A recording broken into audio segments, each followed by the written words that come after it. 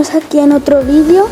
Vamos a ir, no sé si os acordáis del vídeo de cuando fuimos a Grazalema. Pues vamos a pasar por ahí, vamos a ir a otro pueblo llamado el Bosque.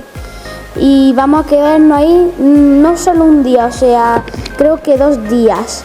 Bueno, os dejo, adiós.